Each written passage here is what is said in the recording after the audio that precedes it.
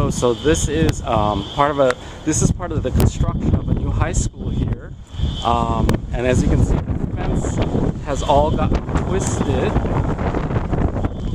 and pushed to the side here.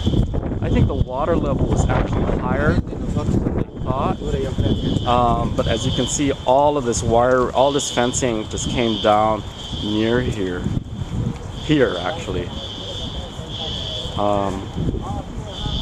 This is going towards the Crab House, which is our seafood restaurant here, and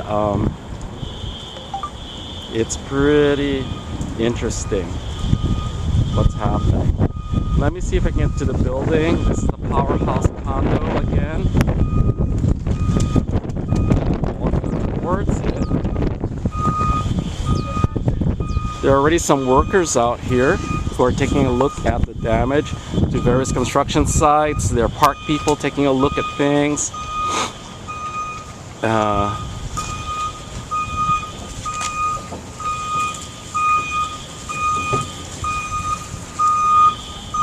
So as you can see, there's a lot of debris here. This is the building.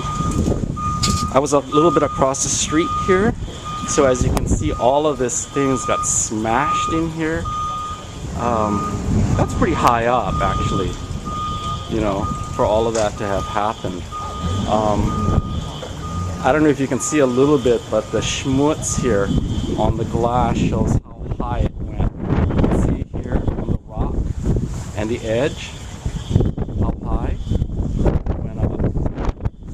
Okay, that's pretty much a lot of water.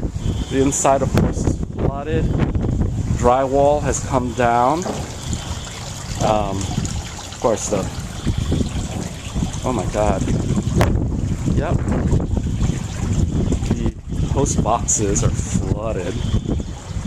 As you can see here, this is a doorway level to a back door apparently. There's debris in it. You can see how high the water went up.